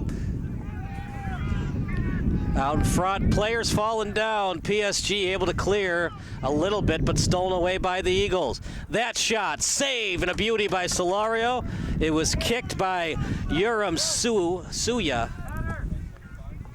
That was a very nice save, and I think that the defensive effort there by the Eagles showed some urgency there. They were not interested, or I'm sorry, Paris Saint-Germain, they were not interested in letting Cuckoo just have his way of going back up and relinquishing that tie game just so quickly. That shot by Cortez, no one touched it, goal kick. This would hurt if you're an Eagles fan. It looked like you were going to get the 3 points, and the one after you got 0 in your first match, it would really hurt. So what do you want to do if you're the Eagles? You've dominated most of this match, but the last 10 minutes have been clearly advantage PSG, especially with their forwards that are taller than your deep defenders. Do you want to be overly aggressive to get the 3 points, or will you take the 1? You know, I think that, I think to your point, how they're feeling about where they are at in the standings, especially coming off of a loss. They're probably still feeling a little bit of urgency to get a victory, so they're probably going to dial it up a notch if they can dig deep down. And number 10, who's standing at the near sideline here by us, it kind of makes me think about the fact that he's probably going to have to be one of the key players to step it up in order to do that. Free kick coming up for PSG, wearing the Qatar Airways jerseys today. Deep in their own territory, advantage PSG. All he could do was clear it out of bounds. Cuckoo appears to be laboring a little bit more than he was during the rest of the game, and so that could be due to the fact that he's sustained a number of injuries, falling to the ground and having to sub out of the game for a period of time 2 times. So that could be a key part of this. The Eagles are going to have to continue playing as a team to try to see if they can turn this shift around of momentum. Look at that header.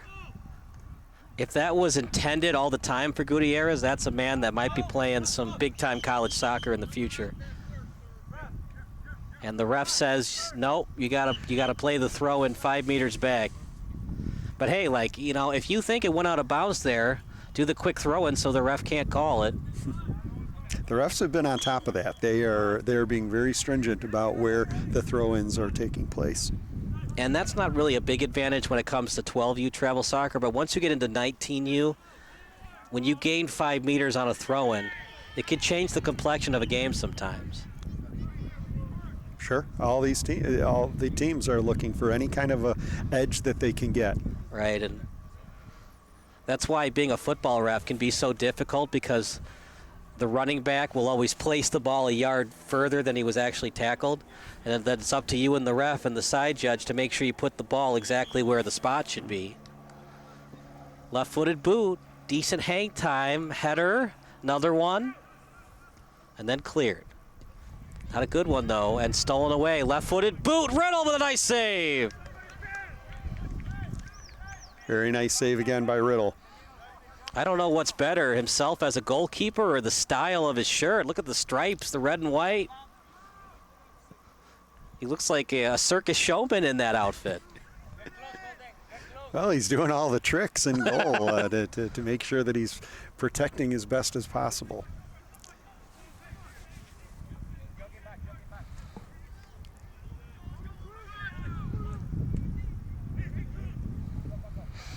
Lead pass over to Gutierrez. Try to get past Murray. Murray, did he touch the jersey of Gutierrez? No matter what, it's a throw-in. But I think if you're PSG, you'd rather have the free kick over the throw-in, because that'd be like kind of a pseudo corner kick. Definitely in this part of the field. The problem with Eagles, even when they get it, yeah, that was definitely a mistake by Newton. I'm not sure what he was trying to do. You never want to pass it that close to the sideline, especially a line drive pass like that. It's hard to retrieve. Shot blocked by Nikoski Rios. Meanwhile, on the left foot. That's a push, by the way. Oh, man. That one, Kevin, I think the refs missed. Well, no matter what, PSG got it back. Cleared by Murray, but not enough.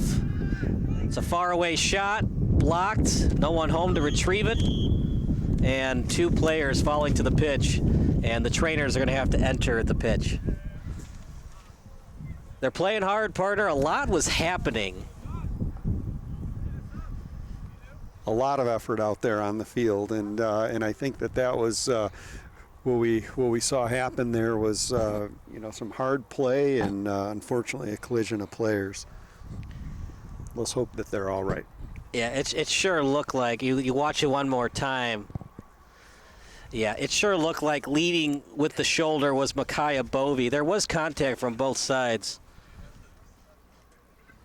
And that's what makes reffing so difficult. You don't want to award free kicks that close to the box, but if it's a free kick, it's a free kick. You have to call it. And that's why when you're a ref, you have to set the precedent early on. This is what I'm calling, this is what I'm not calling. So that when a play like that happens, fans that know the game, the coaches and the players that know the game, they don't argue that call because it hasn't been called all game. They haven't called that many fouls, so you can understand why it wasn't issued at that point in the match. Yeah, I think that there's one thing that we can say about these refs is that they've been consistent throughout this game.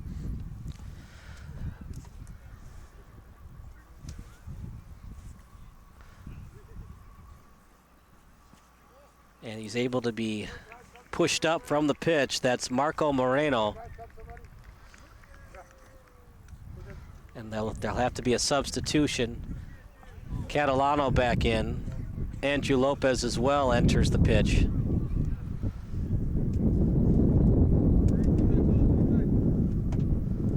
And the adjustments have definitely been made by PSG Academy. They have shut down Gafo Okuku the last 20 minutes. Meanwhile, for PSG, they've been quicker to the ball. They're stealing it every time Chicago tries to clear. And on their counterattacks, they're getting it done. They also have the advantage at forward, so in terms of size, any header, it's usually advantage PSG. Yeah, you know, you've been mentioning about the size of the forwards, and there is a stark difference. The height advantage, especially on any headers, it seems to be automatic that it'll go to PSG at this point. Pass the foot. And Chicago's going to have to be more creative at midfield and defense with their outside backs and center backs, right backs. The straight clearing is not working. They're trying to clear it right up the pitch, and there's a PSG midfielder or forward right in the way to steal it. They're going to have to get some passes off and some offloads. Cuckoo with a beautiful play. No-look pass after stopping the ball. The intensity picking up. As we enter the 83rd minute, both players fall to the pitch. And that's where it comes into play. It's a turf field, so you're not going to see a lot of slide tackles. You got to know where the box is at all times if you're an outside back. At the corner, he fell on his own accord. Was it at the end line? They're going to say foul committed by PSG. A pseudo corner kick. It'll be delivered by Murray as it's getting a little chillier here in Chicago. Murray's a left-footed boot. Still on the turf, up in the air. Chicago gets it back to the last man back in Nikoski Rios. Over to the boundary. Kicked forward. Nice move by Siu.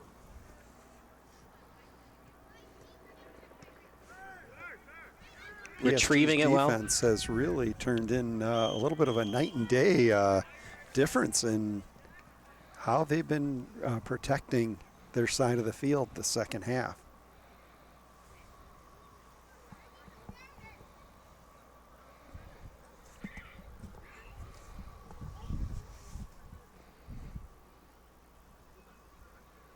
Lots of players going down as the game wears on. When you play in the Chicagoland area, you're so used to playing soccer in February, March, April, it being so cold out. And now your body has to adjust to it suddenly being 70 and 76. And now you're running up the pitch back and forth, and sometimes you're playing on grass. It's completely different playing on spikes on grass versus playing spikes on turf. And you're playing in cold weather, and now your body has to suddenly adjust. The next day it becomes 72. The previous day was 51. And that's where, you know, some of these hamstring and, you know, getting tired out there, groin problems, that's how they happen. Sure. And you know, when we talk about the conditioning efforts, you know, when you say there's injuries and teams have to practice together, you know, sometimes that puts a little bit of a hamper on Right. you know, the ability to get the body used to what the weather conditions are, and the way we've been experiencing in Chicago, it's changing almost regularly. It's so hard to plan your body, you know, to have off-season conditioning, because you do off-season conditioning in the gym where it's the same weather all the time, right? Then you go outside in late February, early March for some outdoor practices, if you can withstand it, and it's 35 degrees outside. And so your body's getting used to that, right? Your body becomes habitual and it gets used to that. Your body heat gets used to that. Then all of a sudden you're running up and down the pitch 72 degrees on turf when you've been playing a lot of matches on grass, because not every soccer team has turf. More and more park districts have turf now. It's, you know, that's how injuries happen, because your body's adjusting on the fly to things it's not used to. And we're seeing it today. This would be a big tie for PSG Academy. Game they were mostly outplayed. You know, Cuckoo was the star of this match, but his role players were also very good. But the last 10 minutes, give credit to Jorge Valero and this coaching staff for PSG Academy. They made the adjustments, and they put in their tall forwards, and it's been really hard for the Eagles to adjust to that. Yeah, they did, and it was a stark difference. I mean, I feel like this game is a game of two different halves. The first half was dominated by the Eagles, and I do think that a strong edge has gone to Paris Saint-Germain in the second half. Kicked away, as it was a beautiful play by Barton. Catalano after it. Catalan, I should say, and then Bovey, who should have been called for that foul, but they don't call it. Meanwhile, Paris Saint-Germain's Marco Moreno looking to check back in. You love the intensity and toughness. As we will take a, what? Moreno checking back in.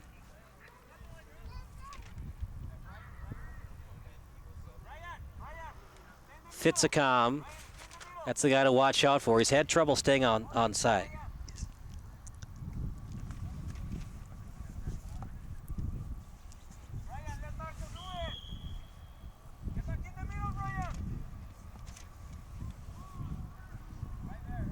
At the boundary.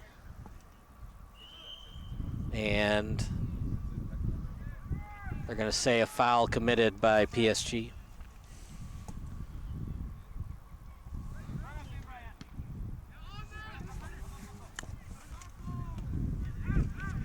So the level of urgency is definitely spiked here in the waning moments, because neither one of these teams wants to go away with a tie. They want to get away with the W. And we're going to start seeing some extra effort, and also likewise some folks falling to the turf. Yeah, the precedent has been set. Anytime you're falling down or about to fall down, they're not going to call it. Well, except for that time. Except for that time. I'm not too sure about that call, because he was about to fall down. Here's the thing. Here's the thing that makes reffing in soccer difficult at times. You have to determine, as the nearest ref, even though he's about to fall down, did me going for that ball and potentially hitting leg over ball first, did that impact the play as he's starting to fall down? Sure. Yeah, especially when there's such a big critical call like this. You want to make sure that you're not influencing the outcome of a game, potentially. Did you like that free kick, by the way, Kevin? I was not a fan of it, because now you give the ball right back to Chicago Eagles. It was a big kick, but a little bit too desperate, because the chance of that going in is just about nil. Yeah, unless you're the son of Mr. Beckham. I have not seen Bend It Like Beckham, by the way. Have you? No, I have not. Like Keira Knightley's first movies. But I think that, yeah, you're going to have some superpower abilities to be able to drill that shot from that distance. And, like, it's one of those things where when you watch soccer on TV, you don't really get how difficult it is until you've actually tried to do exactly what these guys are doing on a soccer pitch at the Champions League level. Oh, for sure. I mean, the conditioning and the physical strength to be able to endure 45-minute halves of persistently running up and down the field, the body contact, the grind. I mean, there's a lot to be said for the conditioning that's involved. So here's the question that I want to ask to you. In soccer, they don't like to play golden goal at the World Cup level. It goes to penalty kicks, as a corner kick is awarded to PSG. Would you get rid of the penalty kicks or push the PKs back to make it easier on the goalkeeper Or should we just play golden goal until somebody scores to win it? Well, I That don't. header's a little high. I don't know if I'd say I'm in favor of pushing the penalty kicks back. I think that's the penalty kicks as they exist. I think are incredibly exciting, but certainly not favorable for the goalie. Right. It just becomes a guessing game for the keeper. It is, and very rarely do you guess incorrectly and be able to make a miraculous save, and very rarely do you guess correctly and not really be able to deflect and protect the goal. But I like the golden goal. I really do. I think that it's a fun way to determine who wants it more. Just like in this moment of this game, this is going to be a question of who wants this game more. And look who's emerged. Lead pass over to Barton. Man, has he played a nice game. We talked about size advantage as Barton with it. Left-footed boot, crosser, and there's Fitzicom. Cuckoo, his shot. And excellent job by PSG. Heads-up play, telling their teammates, touched by them, let it go, let it go, let it go. Nice effort by Cuckoo there because he was trailing on that play, but I do want to point out that he was trailing quite a bit on that play. He wasn't targeting the center of the field as mightily as he has been the rest of look this at this game. shot, pass Riddle, he scores! Man, did that happen quickly. You weren't expecting that to happen. We're going to watch it on replay in a second, but the goal is awarded to Carter Levesque. How did that happen so quickly, Kevin? And in the span of 20 minutes, it's gone to 3 points awarded to the Chicago Eagles to now potential goose egg. Wow. Connor Riddle, good display of sportsmanship there, high-fiving a few of the Eagles there, but you really got a feel for him. He was put in a pretty vulnerable position. Right. So it was a very goal quickly. So it was a goal kick. Fitzicom couldn't get it. Just look at the passing here. Missing the header is Fitzicom, and then just not knowing where he was on the pitch. As beautiful shot past Riddle, but not knowing where he was on the pitch in Carlson. But let's give credit to the PSG Academy. That was just well played, well executed. It stinks for the Eagles, and they could still tie it up because Cuckoo's still in the game, but wow, what an execution. In a span of 3 seconds, as that's a lead pass to Cuckoo. We talked about when Solario was going to use his hands versus the legs. That time he uses the hands. Got a little bit of a piece of Cuckoo, and that does it. Oh, boy, what a disheartening loss for the Eagles. A buzzer beater.